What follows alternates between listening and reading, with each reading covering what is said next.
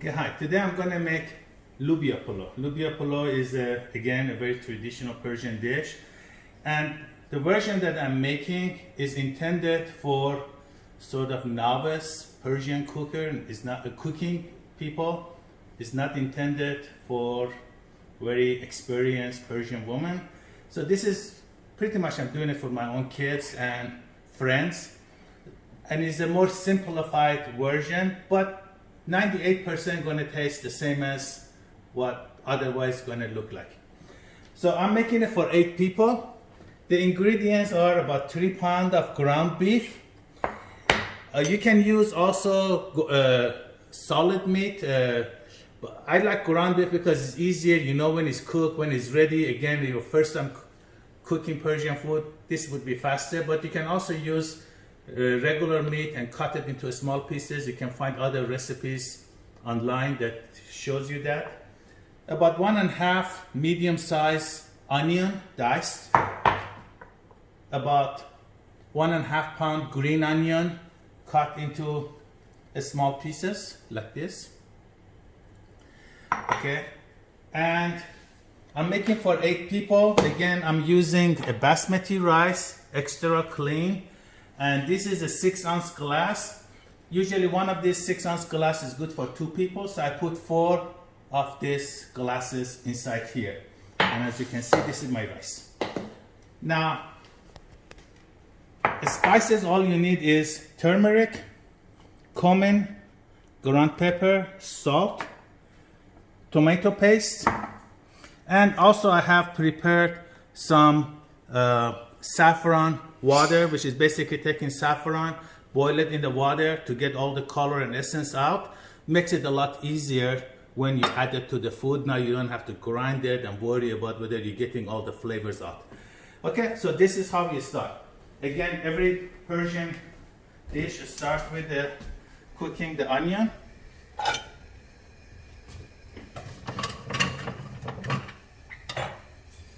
So I put the onion inside the pot at the pretty much high heat, and I will add the oil later.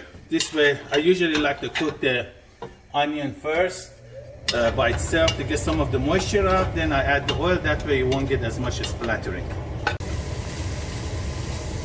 Okay, so as you can see, the onion is cooking fine by itself, and the moisture is evaporating. Now is a good time to add oil.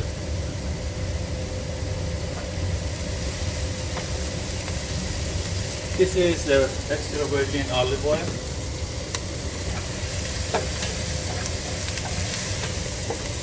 Okay, so it takes about 5 minutes, 10 minutes to saute the onion at pretty good size heat, you know, like pretty high heat. And you know it's ready when you see the edges of the onion getting brown and the overall onion getting ready.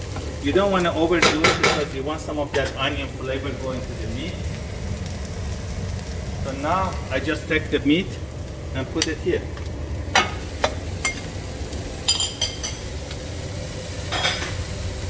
At the very high heat, and you try to mix it together. First you mix it with the onion.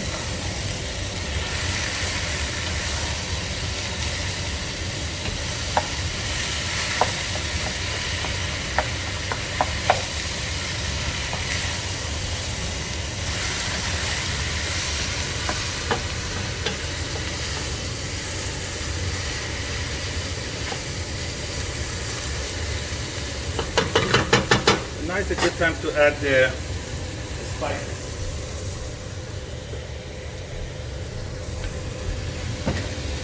I start with the turmeric. I like turmeric. I put a nice even layer of turmeric. A lot of people tend to be conservative with turmeric. I tend to like it. Okay. Cumin is, you know, just, you don't have to put too much. It gives enough flavor. And I love pepper. Again, a lot of Persian recipe don't even use pepper. But I think pepper brings flavor out of the food, so I always put a lot of pepper. And I've seen other people who add garlic, sometimes they put a little bit ginger, fresh ginger. Those are all the touches that you can do, but it's not necessary. You know, those are the things that you can think about and do it separately when you get the basic done right. So now we just mix it. Of course, you don't want to forget about salt. Again, you see how much meat you have, and you just sort of sprinkle on the meat like as if it was in your plate, you're trying to eat the meat. Okay, that's about good enough. Okay, the meat, I mixed it with onion and the spices very good and made sure it look like, you know, everything got mixed and it's getting cooked. Now, at this point, I add the green onion. I mean, no, sorry, the lubia, which is green beans.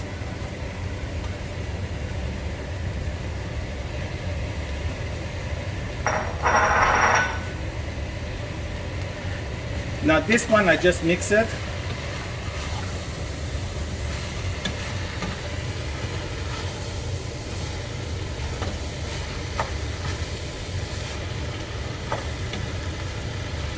Like this. And then I put the cover. I don't add water because the green bean has enough water that creates moisture. So I just put it on low heat and I cook it, let it simmer for about 15, 20 minutes, maybe 30 minutes. Okay, that's it. Okay, now we're gonna prepare the rice. Again, I put already like 4 of these glasses of rice and I'm gonna wash it. And this is extra clean rice already. So you wash it with the cold water. A couple of rinses is enough. It's really mostly to get rid of any powdered rice out of the mixture so it doesn't make it too sticky. You rinse it once and you put the water again and rinse it twice. You don't have to get all the water out. It's really just about getting some of the rice grind out of it.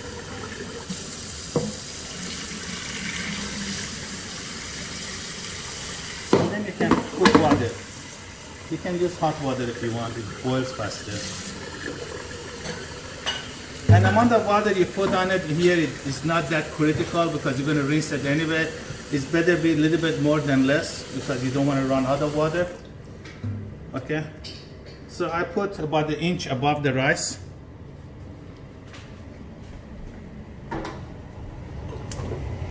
You put it on a stove and try to boil it at high temperature. I add salt. Again, amount of salt you put, it should be enough that when you taste it, you feel the little bit saltiness. Not too much saltiness, just a little. So I'm mixing it. I use the same spatula, it doesn't matter because it's going to get mixed anyway. A little bit more.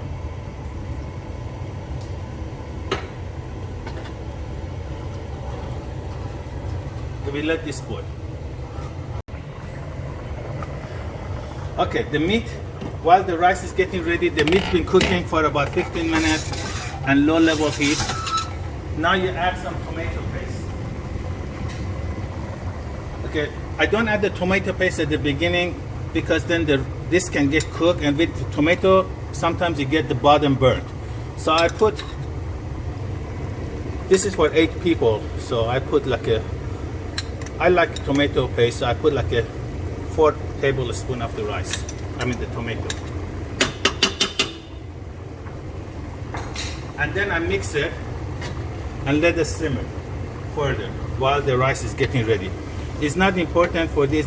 I didn't add any water. The same moisture from the meat and the bean is good enough. Okay?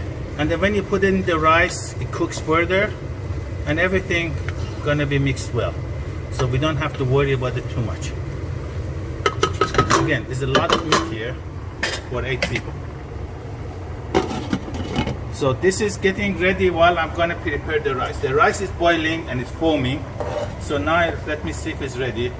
I take a grain of rice. I want to see if it has any crunch left in it. It's almost there. See, it's also foaming. When it's foaming, it's good. Huh?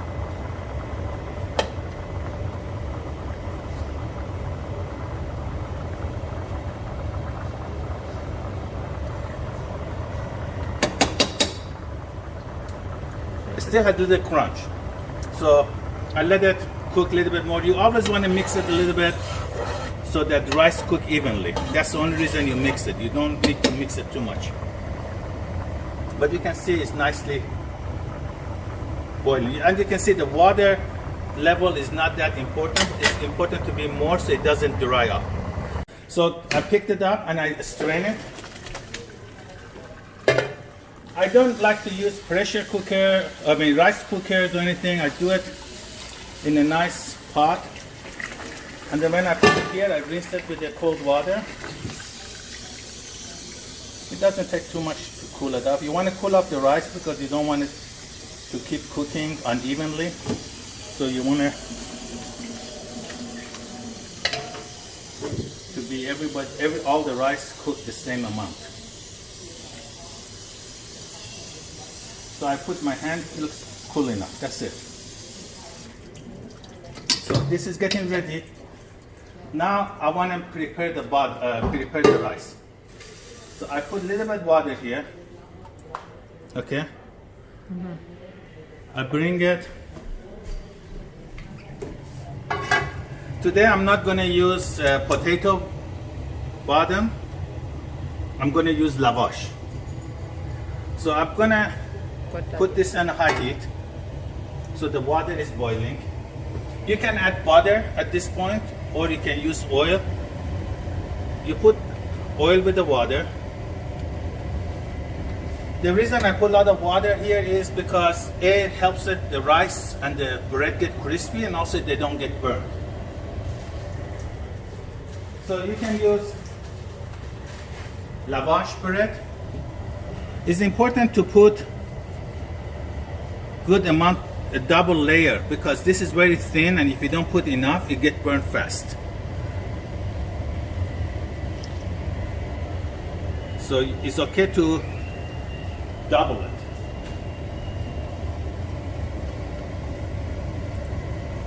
And you can just cover all the area. And the part you don't cover is okay because you get the rice crispy. I can still put more bread because it just provides you a much thicker tahdig, which you're going to enjoy more. I put some more oil on the bread.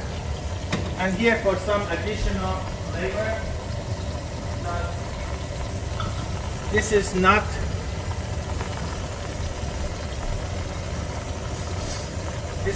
necessary. If you don't have it, it's okay. You don't have to have it.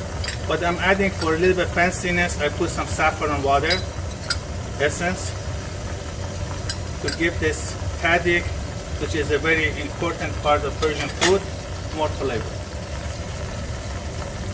Now, while this is getting cooked strongly with the high heat and water underneath, actually it's simpler to bring this here and put the rice on it. I put the rice on the bottom.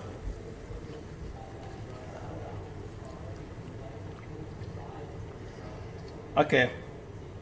And since this is a big pot, you don't need to layer the meat and the rice. I just put a nice thick layer of the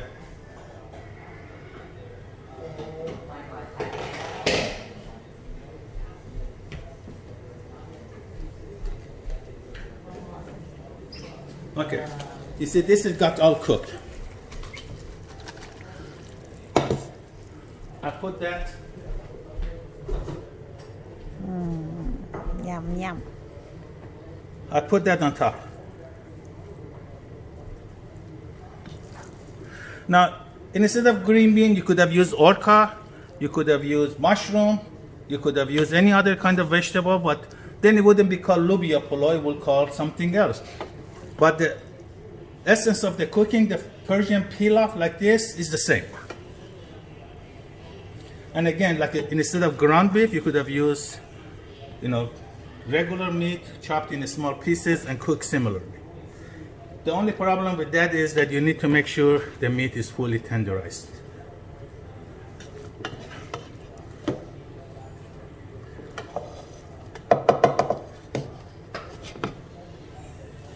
Okay, this is much faster. Okay, I even it out. And then I put the rest of the rice on top. Not very complex here. You don't need to layer it, it's really not necessary. When you serve it, you mix all of this and everything gets evenly distributed. The only other thing you do is you put the hole here for the steam to come out. You put 5 holes. And you bring this and put it on the... Now I like to continue on high heat so the bottom get more crispy. And also, since I use a lavage and also I don't want the bottom to get burnt, I use a plate like this that has some rice portion. The rice, the higher is a little bit even better. So I like to use something like this and keep it on that. That way, once the steam is starting to come out, I'm having a high heat. Then I use my very Persian cover, which is a very thin cloth, stretched on the top and tied on the bottom. Okay, once that, and I put on top of it, and then right now it's on high heat. You can show the bottom. You can see on a high heat. I want to see the steam come up so the bottom can start forming its cross and its shape. And then all the juice and flavor of the meat will go into that crust lavash. And after a couple of hours, it will be very crisp and you will see it is to die for. And then you will see the steam will come out.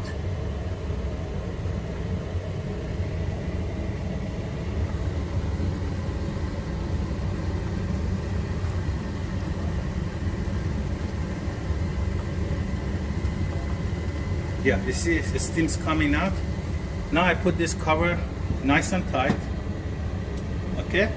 And I go into a medium low, like this, maybe a little bit higher, okay? This can cook for 2 hours, no problem. The rice will stay. You can cook, in an hour and a half is ready, but you can sit here for 2 hours, even 2.5 hours.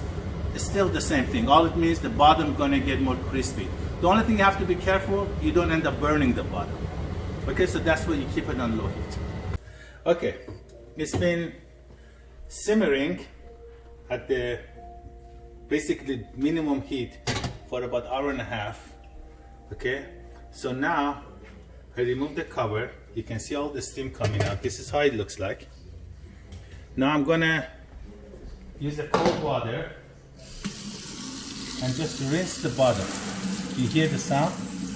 That means we're going to have a very nice crispy rice. One of the beginner problem is when you do this, you will probably going to burn the bottom. The trick is not try to put it on a high heat. Keep it on a low heat, just do it for 1.5 hours. And make sure you have enough oil on the bottom and the moisture water I put. Now, another little bit, this is a fancier version of the preparation. You don't have to do it, but I'm doing it to show it to you. About half a block of butter, I put in a microwave and I melted it. I pick the white rice on the top. It's okay if you get some of the regular meat in there. Okay, I take some of the white rice and I mix this to get a saffron mixed rice. Oh, I didn't put the saffron. The saffron,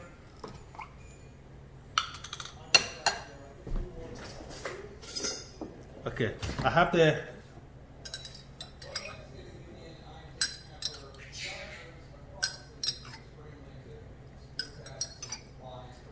Okay, so this is gonna give me the white, the yellow saffron for the top.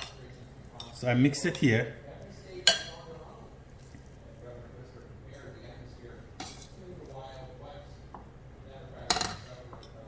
Okay, so mix it faster with two.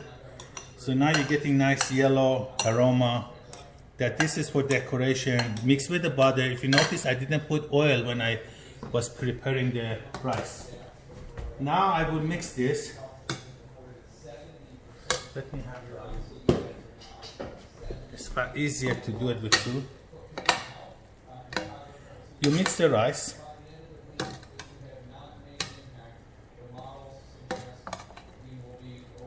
Okay. And then you serve it.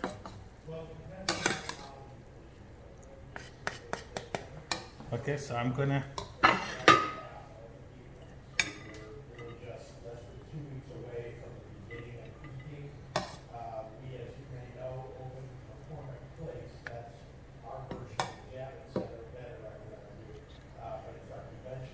okay, this is good enough for 4 people. Even though I made for 8. And then I take the yellow rice and put on top of it. And this gives a saffron flavor and a little bit more colorful dish. Okay, I removed some of the extra rice and put it in a different pot. So this is what we call tadik. This is a lavash tadik.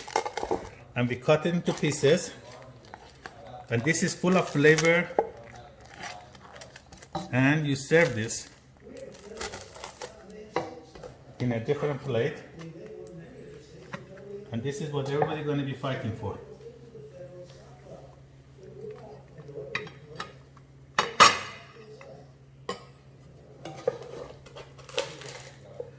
And you can see it didn't get burnt, even though it was on the stove for a good hour and a half. And it's very nice and crispy.